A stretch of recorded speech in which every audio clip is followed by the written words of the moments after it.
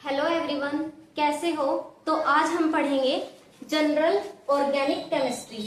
General organic chemistry में हम क्या पढ़ेंगे, कौन सा chapter, some basic principle and technique. तो इसमें हम ऑर्गेनिक केमिस्ट्री का सारा बेसिक कवर कर लेंगे। तो जनरल ऑर्गेनिक केमिस्ट्री में हम क्या पढ़ते हैं, कार्बन के बारे में। पूरी ऑर्गेनिक केमिस्ट्री में हम कार्बन के बारे में पढ़ते हैं। तो हमें कार्बन के बारे में कुछ चीजें पता होनी चाहिए। अब जैसे कि कार्बन है, कार्बन क्या क्या होता है। कार्बन कैटिनेशन पावर शो करता है। कैटिनेशन मतलब कार्बन और भी कार्बन के साथ जुड़ के एक चेन बनाता है। इस प्रॉपर्टी को हम क्या कहते हैं, कैटिनेशन। कैटिनेशन मतलब ये कोवलेंट बॉन्ड के थ्रू जुड़ रहा है। कोवलेंट बॉन्ड क्या होता है, शेयरिंग ऑफ इलेक्ट्रॉन से। ये कार्बन है, ये कार्बन है, इसका एक इलेक्ट्रॉन इसका एक इलेक्ट्रॉन मिलके बॉन्ड बनाएगा, तो ये क्या होगी, कैटिनेशन पावर होगी।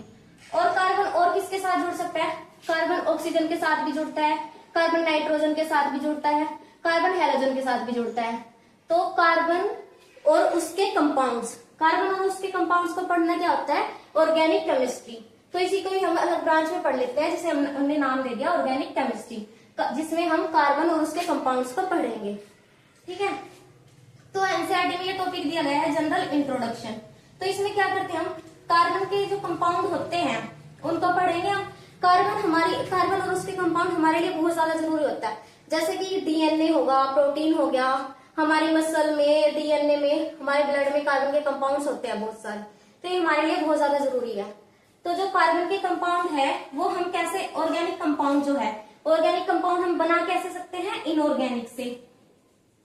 ये कोई इनऑर्गेनिक सॉल्ट है, इनऑर्गेनिक सॉल्ट ले लिया हमने, अमोनियम साइनेट। जब हम इसको हीट करते हैं, इसको हीट करने से हमारा क्या बन जाता है, यूरिया। यूरिया क्या है, एक ऑर्गेनिक कंपाउंड है।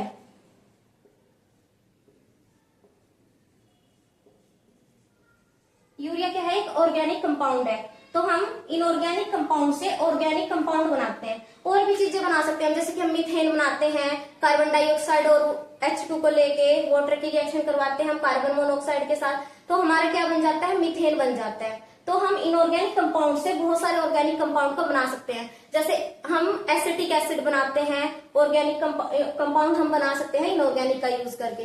अब आगे हम पढ़ेंगे टेट्रावैलेंसी ऑफ कार्बन। तो बच्चों, टेट्रावैलेंसी ऑफ कार्बन क्या होती है, ये देखते हैं। टेट्रा का मतलब होता है चार, और वैलेंस मतलब वैलेंस इलेक्ट्रॉन। तो जो कार्बन होता है, कार्बन की कॉन्फ़िगरेशन देखते हैं हम, 1s2 2s2 2p2। तो इसके वैलेंस सेल में 4 इलेक्ट्रॉन है। तो कार्बन हमेशा अपनी 4 वैलेंसी पूरी करता है। तो देखते हैं हम, सबसे पहले हम लिखेंगे मीथेन। ये क्या है, मीथेन है, CH4। और ये क्या है, इथीन। और ये क्या है, इथाइल।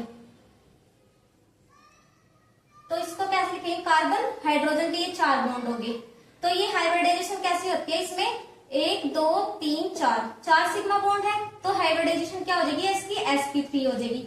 और इसमें 1 2 3, इसमें एक सिग्मा बॉन्ड है, एक पाई है। तो एक बॉन्ड इसका गिनेंगे सिग्मा बॉन्ड, एक सिग्मा ये रहा, एक सिग्मा ये रहा। तो हाइब्रिडाइजेशन क्या हो जाएगी, sp2 हो जाएगी। और इसमें एक सिग्मा बॉन्ड इसमें है, एक इसमें है, तो इसकी हाइब्रिडाइजेशन हो जाएगी sp। तो हम देखते हैं ये 3 hybridisation, sp2 sp3 sp2 sp। तो कार्बन ये हाइब्रिडाइजेशन शो करता है। अब देखेंगे बॉन्ड लेंथ। तो जो sp3 हाइब्रिडाइजेशन होती है, इसमें s कैरेक्टर कितना है, s कैरेक्टर इसमें 25% है, और p कैरेक्टर इसमें 75% है। तो जब हम बॉन्ड लेंथ देखते हैं, तो बॉन्ड लेंथ सबसे ज्यादा किसकी होती है, सिंगल बॉन्ड की होती है। और फिर उसके बाद बॉन्ड लेंथ डबल बॉन्ड की होती है, और सबसे कम ट्रिपल बॉन्ड की बॉन्ड लेंथ होती है। ठीक है। और बॉन्ड स्ट्रेंथ उतनी ही ज्यादा होगी, जितनी ज्यादा इलेक्ट्रोनेगेटिविटी होगी। तो जितना ज्यादा एस कैरेक्टर होता है, एस न्यूक्लियस के मतलब ये हो गया न्यूक्लियस, और जो एस होते हैं, एस ऑर्बिटल, वो न्यूक्लियस के पास होते हैं। तो सबसे ज्यादा एस कैरेक्टर इसमें है, तो सबसे ज्यादा इलेक्ट्रोनेगेटिविटी इसकी होगी। तो इसलिए सबसे ज्यादा इलेक्ट्रोनेगेटिविटी sp की, फिर sp2 की, फिर sp3 की। फिर हम देखते हैं बॉन्ड स्ट्रेंथ। बॉन्ड स्ट्रेंथ जितना ज्यादा स्ट्रॉन्ग बॉन्ड होगा। अब देखो ये तो सिंगल बॉन्ड है, इसको तोड़ना तो बहुत आसान है। और ये डबल बॉन्ड, ये ट्रिपल बॉन्ड हो गया, इसको तोड़ना और ज्यादा मुश्किल हो जाता है। तो बॉन्ड स्ट्रेंथ जब हम देखेंगे, बॉन्ड स्ट्रेंथ सबसे ज्यादा इसकी होएगी sp3, फिर sp2 की होएगी, फिर sp की होएगी। बॉन्ड स्ट्रेंथ सबसे ज्यादा ट्रिपल बॉन्ड की होएगी, इसको तोड़ पाना बहुत मुश्किल हो जाता है। तो इसी तरीके से हम अब करेंगे, हम देखते हैं पाई बॉन्ड। पाई बॉन्ड के बारे में थोड़ा सा पढ़ते हैं, पाई बॉन्ड क्या होता है। तो पाई बॉन्ड के बारे में हम अब पढ़ते हैं। बच्चों, पाई बॉन्ड के कैरेक्टर पढ़ने से पहले एक बार हम देख लेते हैं कि हाइब्रिडाइजेशन निकालते कैसे हैं। तो अभी के लिए तो बस आप इतना याद रखो, तो सिग्मा बॉन्ड प्लस में लोन पेयर, इससे निकालेंगे। तो हाइब्रिडाइजेशन निकालेंगे कैसे, सिग्मा बॉन्ड प्लस में लोन पेयर। जैसे मैं एग्जांपल ले लेती हूँ लोन पेयर वाला भी, एक अमोनिया ले लिया मैंने NH3, तो इसको इसकी हाइब्रिडाइजेशन में कैसे निकालूंगी, नाइट्रोजन है ये ऊपर इसका एक लोन पेयर है, ये लोन पेयर हो गया, ये हाइड्रोजन हाइड्रोजन हाइड्रोजन, तो इसके पास 3 तो है सिग्मा बॉन्ड और एक है लोन पेयर, तो क्या बनेगी इसका हाइब्रिडाइजेशन, sp3 बनेगी।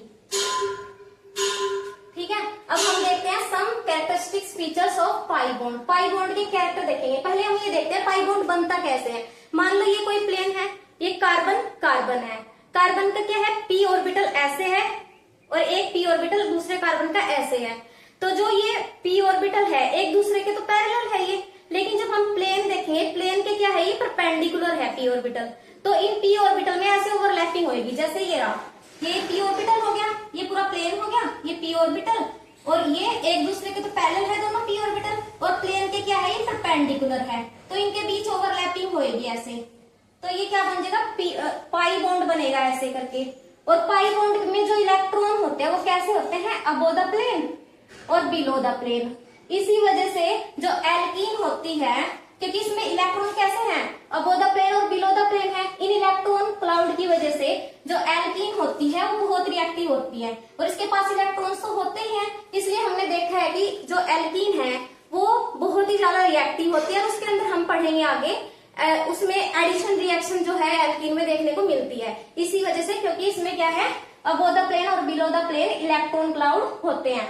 अब हम पढ़ते हैं कि हम कार्बन के कंपाउंड को कैसे रिप्रेजेंट कर सकते हैं, डैश से रिप्रेजेंट कर सकते हैं, लोन पेयर से रिप्रेजेंट कर सकते हैं, या फिर हम उसका कंडेंस फॉर्मूला लिख सकते हैं, ये सब कुछ हम पढ़ते हैं अभी बच्चों।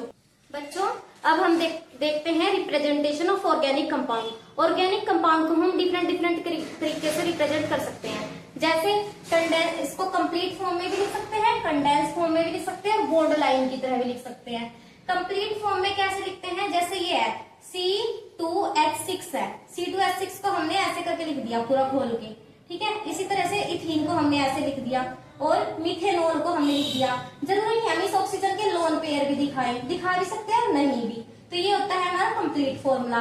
कंडेंस का मतलब क्या होता है, कंडेंस करके लिखना चीज को, बहुत लंबी चेन थी उसको हमने कंडेंस कर दिया, छोटा कर दिया उसको, जैसे कि CH3 CH2 6 CH2 है इसमें, और CH3, तो ये होता है कंडेंस करके लिखना, ठीक है। और किस तरीके से कर सकते हैं, बॉन्ड लाइन। अब जैसे कि मैं इसी को ले लेती हूँ, इसको ही मैंने बॉन्ड लाइन की तरह लिख दिया, ठीक है, यानी कि इसकी पूरी चेन करके लिख दिया जिग जैग फॉर्म में। ये फॉर्म कैसी होती है, जिग जैग। तो यहाँ पे क्या होता है, CH3 होता है, और इसमें भी एंड को रिप्रेजेंट करते हैं ये CH3, और यहाँ सारी जगह पे क्या होता है, CH2 CH2 CH2 ऐसे। तो हम इनको दिखाते नहीं है, बस हमें पता होना चाहिए टर्मिनल पे CH3 है और इधर CH2 CH2 CH2 ये है। और भी हम साइक्लिक कंपाउंड बना के देखते हैं, साइक्लिक कंपाउंड को हम किस तरीके से रिप्रेजेंट कर सकते हैं अभी देखते हैं।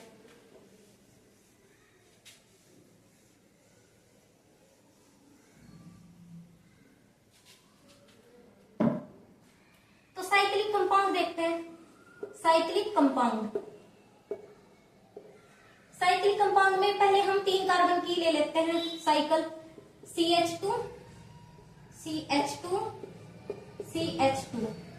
तो इसको हम और कैसे लिख सकते हैं, बॉन्ड लाइन की फॉर्म में ऐसे कर सकते हैं इसको, ठीक है। और अब जैसे हम 5 मेंबर की ले लेते हैं, CH2 दिखाई दे रहा है बच्चों आपको, CH2 थोड़ा सा ऊपर लिखूंगी इसको, ये ऐसे लिख सकते हैं। 5 मेंबर वाले को कैसे लिख सकते हैं, CH2 CH2 CH2 CH2 CH2। तो ये है पूरा, इसको मैं कैसे लिख सकती हूँ, ऐसे करके लिख सकती हूँ। इसी तरीके से हम और भी एग्जाम्पल करते हैं, एक और करके दिखा देती हूँ आपको। जैसे हो गया 6 मेंबर के ले लेते हैं, CH2 CH2 CH2 CH2 और CH2। यहाँ पे मैं ऐसे भी कर सकती हूँ, Cl लगा दिया, मान लो मैंने Cl या Br, कुछ भी ले सकते हो, आपकी मर्जी। तो ये कैसे बन जाएगा, ये हमारा बन गया साइक्लिक कंपाउंड इस तरीके से। तो ये देखिए हमने representation of organic compound, different तरीकों से हम रिप्रेजेंट कर सकते हैं ऑर्गेनिक कंपाउंड को।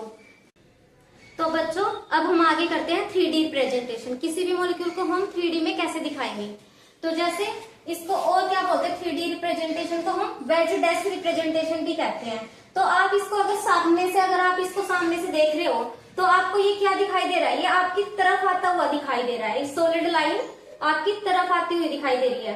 तो ये बॉन्ड टूवर्ड ऑब्जर्वर, और ये डैश डैश से हमने क्या दिखा दिया, ये आपसे दूर जाता हुआ दिखाई दे रहा है, तो bond away from the observer. और ये दो हाइड्रोजन जो लगा दिए मैंने, ये कैसे दिखाई दे रहे हैं आपको, दो हाइड्रोजन, ये इन द प्लेन के अंदर ही है, ये इसको आप सामने से देख सकते हो। तो ये आपकी तरफ, ये आपसे दूर जाता हुआ, और ये प्लेन के अंदर ही है। तो इस तरीके से हम वेज डैश रिप्रेजेंटेशन जो है वो शो कर सकते हैं। तो अभी तक तो मैंने ये सब कुछ बेसिक बताया आपको इस चैप्टर का, आगे हम और भी डिटेल में इस चैप्टर को करेंगे। आप आई होप कि आपको ये सब कुछ समझ में आया होगा, जितना मैंने अब तक समझाया, अब तक हमारा बेसिक ही चल रहा था। ठीक है, आगे और डिटेल में हम इसको करेंगे।